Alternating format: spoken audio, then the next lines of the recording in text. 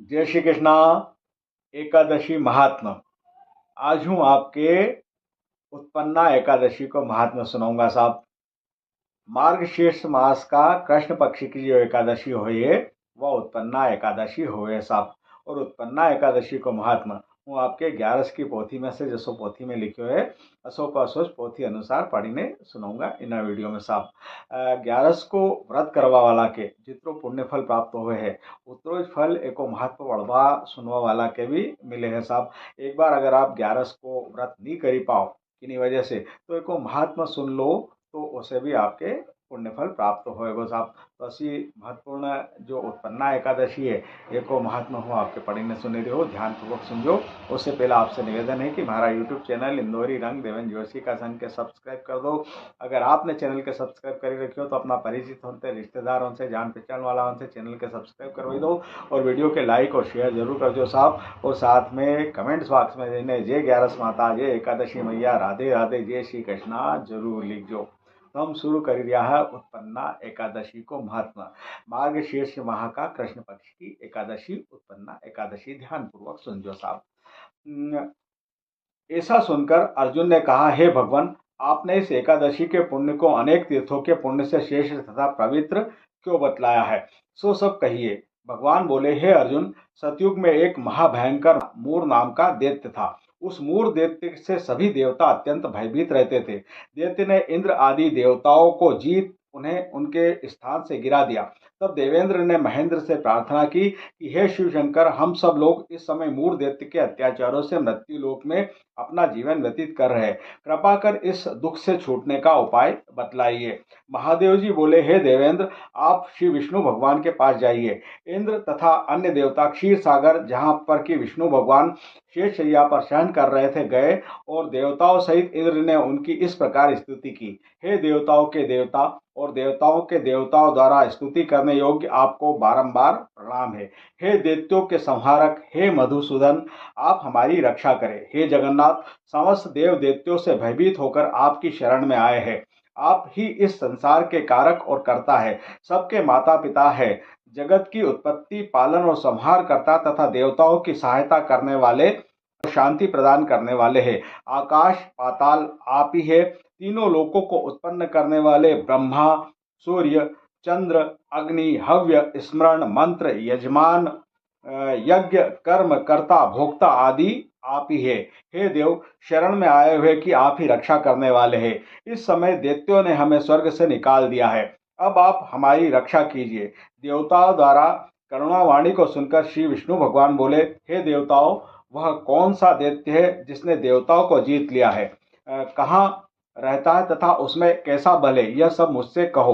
भगवान के वचनों को सुनकर इंद्र बोले, हे भगवान, प्राचीन समय में नाड़ी जंग नाम का एक दैत्य था। उस दैत्य की ब्रह्म वंश में से उत्पत्ति हुई थी। उसी दैत्य के लड़के का नाम मूर है। वह अपनी राजधानी चंद्रावती में, जिसने अपने बल से समस्त विश्व को जीत और सब देवताओं को देवलोक से निकालकर इंद्र, अग्नि, यम, वरुण, चंद्रमा, सूर्य बनकर पृथ्वी को तपाता है, मेघ बनकर जल की वर्षा करता है, अतः आप उस दैत्य को मारकर देवताओं को जीत करवाओ। इंद्र के वचन सुनकर श्री विष्णु भगवान बोले, हे देवताओं, मैं तुम्हारे शत्रुओं का शीघ्र ही संहार करूंगा। अब सब चंद्रावती नगरी को जाइए। इस प्रकार भगवान विष्णु देवताओं से कहकर उनके पीछे पीछे चंद्रावती नगरी को चल दिए। उस समय मूर अनेक दैत्यों के साथ युद्ध भूमि में गरज रहा था। युद्ध होने पर असंख्य दानव अनेकों अस्त्र शस्त्रों को धारण कर देवताओं से युद्ध करने लगे, परंतु देवता दानवों के आगे एक क्षण भी न ठहर सके। तब भगवान भी युद्ध भूमि में आ गए। भगवान विष्णु को देखा तो उस पर अस्त्र शस्त्रों का प्रहार करने लगे। भगवान भी चक्र और गदा से उनके शस्त्रों को नष्ट करने लगे।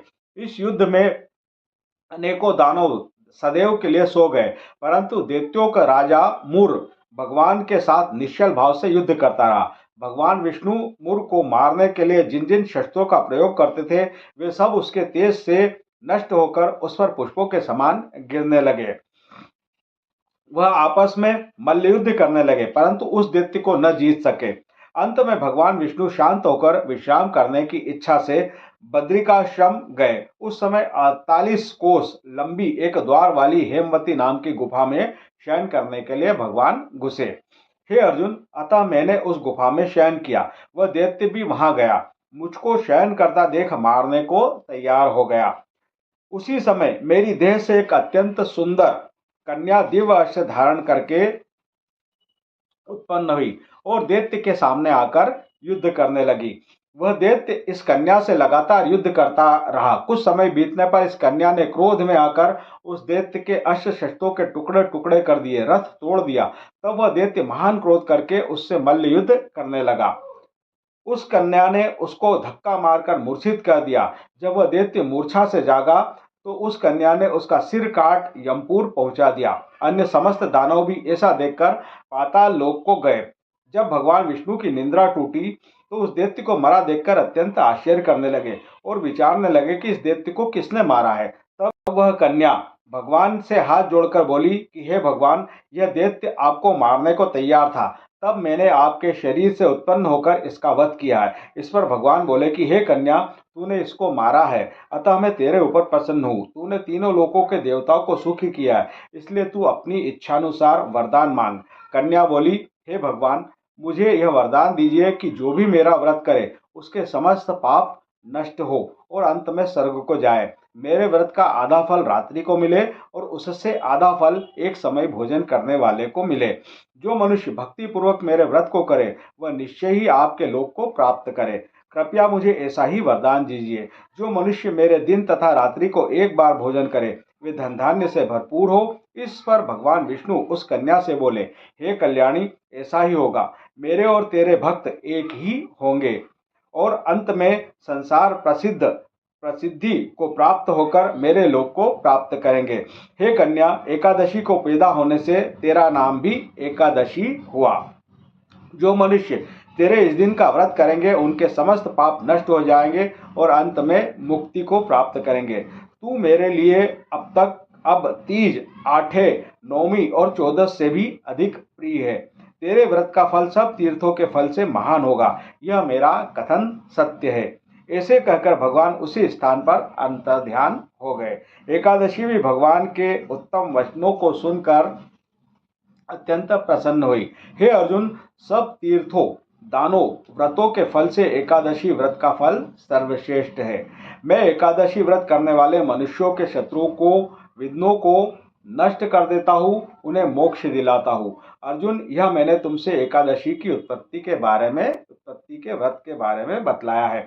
एकादशी पापों को नष्ट करने वाली और सिद्धि को देने वाली है। उत्तम मनुष्यों को दोनों पक्षों की एकादशियों को एक समान समझना चाहिए, उनमें भेदभाव मानना उचित नहीं है। जो पुरुष विष्णु भक्त हुए उनको धन्य है। जो मनुष्य एकादशी महात्मा को श्रवण व पठन करते हैं उनको अश्वमेध यज्ञ का फल मिलता है। जो मनुष्य भक्ति पूर्वक कथा सुनते हैं विष्णुलोक को जाते हैं और करोड़ों वर्षों तक उनकी उस जगह पूजा होती है।